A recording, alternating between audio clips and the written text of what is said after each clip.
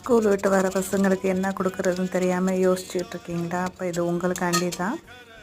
இதை ஒருக்க செஞ்சு கொடுத்து பாருங்கள். பாராட்டோடு சேர்த்து போனஸாக முத்தமலையும் கிடைக்கும். இப்போ கார்ன்ஃப்ளவர் இல்லைன்னு யோசிச்சுட்டு இருக்கீங்களா? கார்ன்ஃப்ளவர் இல்லாட்டி என்னங்க, நம்ம அரிசி மாவு இருக்கவே இருக்குது. அரிசி மாவை போட்டுக்கோங்க. கார்ன்ஃப்ளவருக்கு பதிலாக இதே மாதிரி சேம் டேஸ்ட்டில் நல்லாயிருக்கும். மிக்சருக்கு பதிலாக நீங்கள் பிஸா சீசனிங் இருக்கும்ல, பிஸா வாங்கியிருப்பீங்க, பிஸா கூட கிடைக்கிற அந்த சீசனிங் எடுத்து வச்சுருப்பீங்க, அதை கூட யூஸ் பண்ணிக்கலாம். ரெண்டுமே ஒன்று தான்.